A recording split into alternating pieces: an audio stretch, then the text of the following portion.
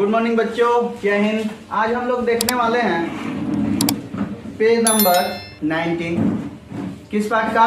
भारत से हम क्या सीखे। किसने लिखा इसको? मैक्स मुलर ने लिखा। तो इसके पहले हम लोगों ने भारत के बारे में उनके द्वारा लिखित बहुत सारी चीजों को हम लोगों ने देखा है। भारत का बहुत बेहतरीन तरीके से उन्होंने प्रशंसा किया है और जो सच्ची बातें थी, ये नहीं कि जो है हवाई बातें जो है की थी, उन्होंने जो पढ़ा था, देखा था, जाना था, उसको लिखा है। एक एक चीजें ऐसी लिखी हैं जो केवल और केवल भारत में ही उपलब्ध है। क्या बाबू खा जाओगे उसको? किताब में कह रहा है संस्कृति की सबसे पहली विशेषता है, संस्कृति की सबसे पहली विशेषता है इसकी प्राचीनता। कोई संस्कृति कितना विशेष है और कितना जो है उसकी जड़ जो है जमी हुई है समाज में, यह क्या कैसे परिलक्षित होता है, और जिस चीज से यह परिलक्षित होता है वही उसकी क्या होती है? विशेषता होती है कि वह कितना पुराना है। क्योंकि हम जानते हैं कि ग्रीक भाषा से भी संस्कृत का काल पुराना है। हम जानते हैं कि ग्रीक भाषा से भी संस्कृत का काल पुराना है। ग्रीक भाषा एक पुरानी भाषा है, उससे भी पुरानी है हमारी संस्कृत भाषा। जिस रूप में आज हम तक पहुंची है उसमें भी अत्यंत प्राचीन तत्व भली भांति सुरक्षित हैं। संस्कृत मान लीजिए कोई चीज अगर आगे बढ़ता है तो उसमें बहुत सारा चीज सुधार होता है ना, लेकिन अभी जिस तरह संस्कृत हमारे पास है उसमें भी परिचिनता की कमी नहीं है, पुरानी चीजों की कमी नहीं है। ठीक है, जिस रूप में आज हम तक पहुंची उसमें भी अत्यंत प्राचीन तत्व भली भांति सुरक्षित हैं। ग्रीक और लैटिन भाषाएं लोगों को सदियों से ज्ञात हैं और निसंदेह यह भी अनुभव किया जाता रहा है कि इन दोनों भाषाओं में कुछ ना कुछ साम्य अवश्य है। किसमें? तो ग्रीक भाषा में और संस्कृत भाषा में लोगों ने अध्ययन किया है, जिन्होंने इसको पढ़ा, समझा है, देखा है, वो कह रहे हैं कि दोनों में थोड़ा बहुत साम्य जरूर है। किंतु समस्या यह थी कि इन दोनों भाषाओं में विद्यमान समानता को कैसे व्यक्त किया जाए।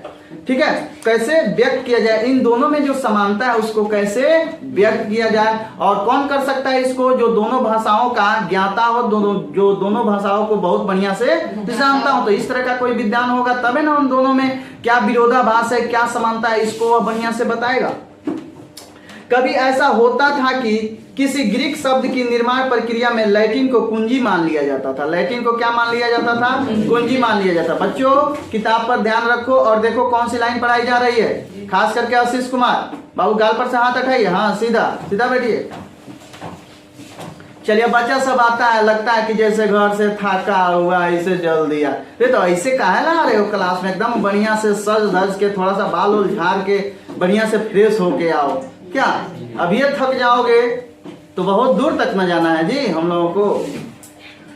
चलिए आगे बढ़ते हैं। कभी ऐसा होता था कि ग्रीक की निर्माण की प्रक्रिया में लैटिन को कुंजी मान लिया जाता था और कभी किसी लैटिन शब्द के रहस्यों को खोलने के लिए ग्रीक का सहारा लेना पड़ता था। कभी ऐसा होता था कि जो लैटिन भाषा है उसको जानने और समझने के लिए हम ग्रीक का सहारा लें, या ग्रीक के कुछ भाषाओं का रहस्य का उद्घाटन करने के लिए हम लैटिन भाषाओं का सहारा लें। उसके बाद जब गथिक और एंग्लो सैक्सन जैसी ट्यूटानिक भाषाओं और पुरानी केलिटक तथा स्लोव भाषाओं का भी अध्ययन किया जाने लगा तो इन भाषाओं में किसी न किसी प्रकार का पारिवारिक संबंध स्वीकार करना ही पड़ा। यहाँ पे लेखक बोल रहे हैं कि गाथिक, एंग्लो सैक्सन इत्यादि जो ट्यूटेनिक भाषाएं हैं, इसका जब अध्ययन किया गया तो हमें यह स्वीकार करनी पड़ी, हमें यह बाध्यता हुई इस बात की कि कहीं ना कहीं इन दोनों के बीच पारिवारिक संबंध है। ठीक है ना, आगे बढ़ते हम लोग। किंतु इन भाषाओं में इतनी अधिक समानता कैसे आई और समानताओं के साथ इतना अधिक अंतर भी इनमें कैसे पड़ गया, यह रहस्य बना ही रहा। और इसी कारण ऐसे अनेक अहेतुक वाद उठ खड़े हुए जो भाषा विज्ञान के मूल सिद्धांतों के सर्वथा विपरीत हैं। यहाँ पे लेखक बोल रहे हैं कि इन भाषाओं में इतनी समानता कैसे आ गई, समानताओं के साथ इतना अधिक अंतर भी कैसे पड़ गया, किस तरह क्या हुआ, क्या नहीं हुआ, बीच के जो काल हुए उसमें किस तरह के बदलाव हुए, किस तरह के चेंज हुए, यह अभी भी प्रश्न है। यह बात जो है अभी भी हमारे लिए क्या है, प्रश्न की तरह जो है झलक रहा है। किंतु ज्यों ही इन भाषाओं के बीच संस्कृत आ बैठी कि तत्काल लोगों को एक सही प्रकाश और गर्मी का एहसास होने लगा और इसी से भाषाओं का पारस्परिक संबंध भी स्पष्ट हो गया। इन सभी भाषाओं में जो अंतर उत्पन्न हो गए थे, पता नहीं चलता था कि आखिर यह संबंध कैसे है, जो इन दोनों में अंतर है ये कैसे है, नहीं समझ में आ रहा था। लेकिन जैसे ही संस्कृत इन सभी भाषाओं के बीच में आई, एक प्रकाश और गर्मी जो है वहां पे पैदा हुआ।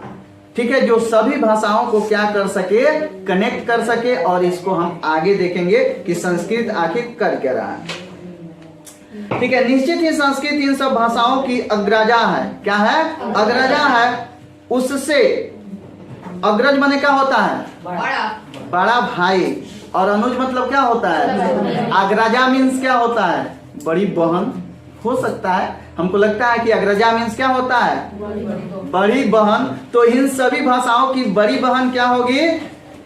संस्कृत। उससे हमें ऐसी बहुत सी बातें ज्ञात हो सकी जो इस परिवार की किसी अन्य भाषा में सर्वथा भुला दी गई। कह रहा है कि जब संस्कृत का अध्ययन किया या संस्कृत का जब अध्ययन हम लोग करते हैं तो ऐसा लगता है कि जिन भाषाओं ने और सारी चीजों को छोड़ा, संस्कृत ने अभी भी उसको क्या रखा है? बरकरार। संस्कृत ने अभी भी उसको बरकरार रखा है। यदि आग बरकरार रखा है। ठीक है, यदि आग के लिए संस्कृत का अग्नि और लैटिन का इग्नस, ठीक है, एक ही शब्द मिल जाता तो हम निर्भांत रूप से इस निष्कर्ष पर पहुंच जाते कि एक दूसरे से अभिव्यक्त आर्यों को अग्नि का ज्ञान हो चुका था। देखिए यहाँ पे दो शब्द ले रहा है। आग को संस्कृत में क्या कहते हैं? अग्नि। और लैटिन में आग को क्या बोलते हैं? इग्निस।